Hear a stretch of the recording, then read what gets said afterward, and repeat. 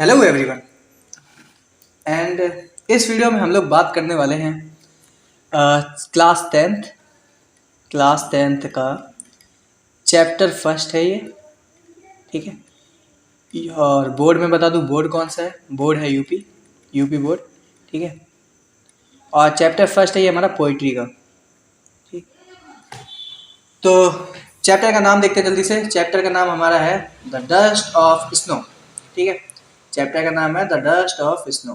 ठीक है, लिखा किसने है इसको? ऑथर जो हमारे हैं, राइटर हैं, उनका नाम है रॉबर्ट फ्रॉस्ट। जल्दी से चलते हैं, केवल 2 ही स्टैंजा है, बहुत छोटे छोटे से, और इनको हम लोग देखते हैं क्या है इस stanza. The way a crow shook down on me the dust of snow from a hemlock tree. Stanza पढ़ने से पहले थोड़ा सा हम इसकी समरी समझ लेते हैं, मतलब इसकी जो प्रीवियस स्टोरी है वो समझते हैं। देखो, ऐसा है कि ये हमारा ऑथर था जो कि खुश तो बिल्कुल भी नहीं था, बहुत ही ज़्यादा दुखी था। ठीक है, बहुत ही नाराज़ था, गुस्सा था, क्योंकि इसका दिन बहुत बेकार जा रहा था। और ऐसे ही वो चलते चलते क्या हुआ, रास्ते में पहुंचा, और रास्ते में उसे एक हेमलॉक ट्री दिखा। ठीक है, हेमलॉक ट्री, और उसके ऊपर बैठा भी कौन था?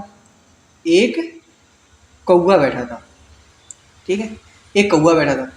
तो इसके नीचे पहुंचा, वैसे भी इसका दिन बेकार जा रहा था, और तुम्हें पता होना चाहिए कि जो सुबह सुबह कौवे, मतलब कि अगर तुम्हारा दिन खराब जा रहा है तुम कौवे को देख लो, है ना, एक कौवा देख लो, या हेमलॉक ट्री को हम हिंदी में कहते हैं धतूरे का पेड़, है ना, धतूरे का पेड़ वगैरह ऐसी चीज़ देखो। तो क्या है, ये चीज़ें क्या है, अब सब उनकी निशानी है ना, कि मतलब कि ये तो बेकार जा रहा था, अब और भी ज़्यादा बेकार जाएगा, है ना। तो वही कहता कि फिर the way a crow shook down on me the dust of snow from a hemlock tree. जिस तरीके से क्रो ने क्या किया, गिराया, सुक डाउन, डाउन का मतलब नीचे, सिक मतलब हिलाना होता है, तो पेड़ को हिलाया और गिराया क्या, dust of snow. Dust of snow मतलब पार्टिकल्स गिराए, किसके पार्टिकल्स गिराए? पार्टिकल्स गिराए स्नो के। कहाँ से गिराए? हेमलॉक ट्री से।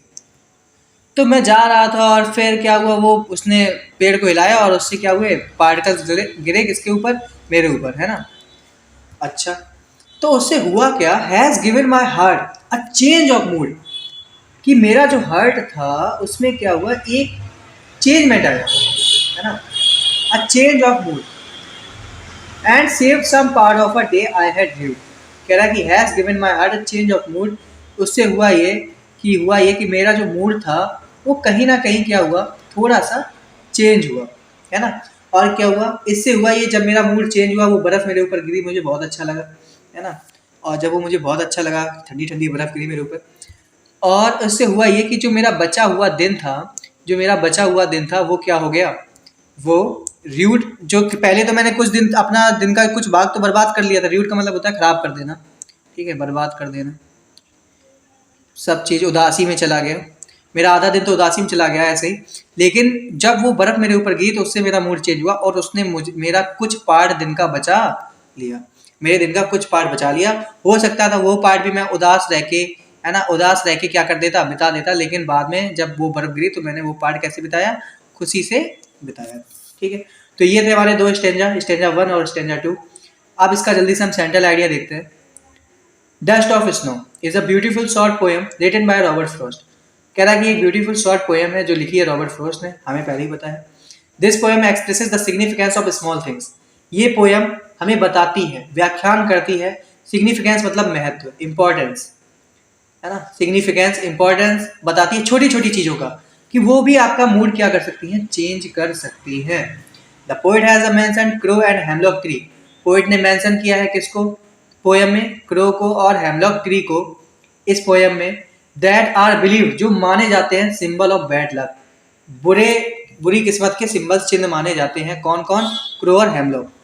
लेकिन हुआ क्या, the poet describes the dark, depressive and bitter side of the nature to present his similar mood. Poet describe करता है, डार्क मतलब अंधेरा टाइप का, है ना, डिप्रेसिव मतलब निराशा से भरा हुआ, बिटर मीन्स कड़वा, है ना। तो क्या है कि जो नेचर है उसका, उसने नेचर की कई सारी बुरी चीज़ें बताई, नेचर की कई सारी बुरी चीज़ें बताई, जैसे कि मान लो ये क्रो है और हेमलॉक ट्री है, इसको वो बताता है कि ये जो क्रो है और ये जो हेमलॉक ट्री है वो किसके बिल्कुल सिमिलर है, मेरे मूड की तरह सिमिलर है है ना, सिमिलर है किसकी तरह, मेरे मूड की तरह। लेकिन तो नेचर की कुछ उसने क्या की, नेचर की कुछ चीज़ों को उसने बताया कैसा, अपने मूड से, है ना, कि उसका मूड जो था वो खराब था और नेचर भी इसी तरह से क्या था, कुछ चीज़ें खराब है और उसने दोनों चीज़ों को सिमिलर बताया। लेकिन क्या हुआ, जैसे ही क्रो ने हेमलॉक ट्री से क्या किया, स्नो पार्टिकल्स को नीचे गिराया, फेल ऑन, कह रहा है द क्रो सुक द हेमलॉक ट्री, सुक कर मतलब हिलाया हेमलॉक ट्री को, और उसके बाद क्या हुआ, स्नो पार्टिकल्स गिर गए किसके ऊपर, पोइट के ऊपर। इससे उसका मूड अचानक से चेंज हो गया, इससे उसका मूड क्या हो गया, अचानक से चेंज हो गया। Through this poem we get a message, हमें एक मैसेज मिलता है कि we should hope for best, हमें हमेशा किसके लिए उम्मीद रखनी चाहिए, अच्छे के लिए। Even the worst of situation, भले ही कर परिस्थितियां कितनी भी बुरी क्यों ना हो, भले ही परिस्थितियां कितनी ही बुरी क्यों ना हो, लेकिन हमें क्या करना चाहिए, हमेशा बेस्ट के लिए ही सोचना चाहिए कि कुछ ना कुछ आगे क्या होगा, पॉजिटिव होगा। ठीक है, तो हमें पॉजिटिविटी नहीं खोनी है। ठीक है, पॉजिटिविटी नहीं खोनी है। उसके बाद हमें हमेशा क्या रहना, ऑप्टिमिस्टिक रहना है। ठीक है, तो we must also remember that nature and its object have the ability to make one happy and come out of hopelessness.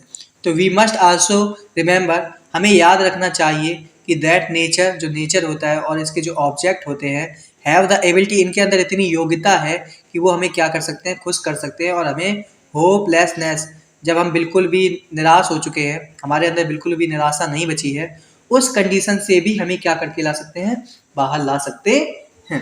तो आई होप कि इतनी बात आपको समझ में आई। ये था सेंट्रल आइडिया, जिसमें हमने ये सीखा कि ऑथर जो था वो बेचारा क्या था, पहले उदास था और उसने फिर क्या देखा, दो चीज़ें देखी जो कि और भी ज़्यादा बुरी थी, है ना, क्रो को देख लिया, तो ये तो दोनों और बुरी थी। लेकिन जैसे इसके नीचे पता जो डस्ट पार्टिकल गिरे, उनकी वजह से उसका मूड क्या हुआ, अचानक से चेंज हो गया और उसे लगा कि अब उसका दिन जो है वो अच्छा जाएगा। जो दिन पहले बेकार जा रहा था वो दिन कैसा हो गया, उसका अच्छा हो गया, उसका मूड चेंज हो गया। तो क्या कहता है कि छोटी से छोटी चीज़ें भी क्या कर सकती हैं, स्मॉल थिंग्स भी क्या कर सकती हैं, आपको मूड वगैरह चेंज कर सकती हैं। नेचर के अंदर इतनी एबिलिटी होती है कि वो क्या कर सकता है, आपका मूड चेंज कर सकती है। और हमें क्या रहना चाहिए, नेचर हमें ये भी सिखाता है कि हमेशा हमारे अंदर क्या रहनी चाहिए, होप रहनी चाहिए, है ना। आगे बढ़ेंगे, थोड़े से क्वेश्चन आंसर हैं, केवल 5 क्वेश्चन आंसर है।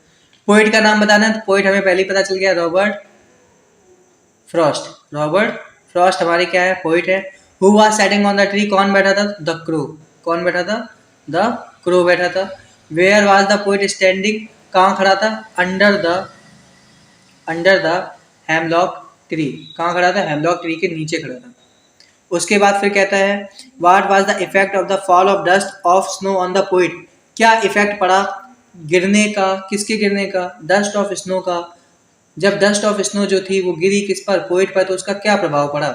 तो जो हमारा पोइट पहले ऐसा था वो कैसा हो गया, ऐसा हो गया, है ना, खुश हो गया। तो जब वो खुश हुआ तो क्या कहेंगे, उसके अंदर पॉजिटिविटी आई और क्या हुआ, वो हैप्पी हो गया। How did the poet feel for the rest of the day, कैसा फील करता रहा, हैप्पी फील करता रहा, ऑप्टिमिस्टिक फील करता रहा। ठीक है, तो आई होप कि ये छोटी सी पोएम आपको समझ में आई। अगर समझ में आई तो एक काम जरूर करेंगे, लाइक जरूर करेंगे, फिर उसके बाद अगर मन हो जाए तो शेयर करना, पर लाइक जरूर कर देना। ठीक है, तो आगे मिलते हैं फिर ऐसे ही अगले वीडियो में, चैप्टर नंबर 2 जिसमें हम निपटाने वाले हैं अपना। ठीक है, चैप्टर 2 इंग्लिश का ही, और UP board class 10th। Thanks.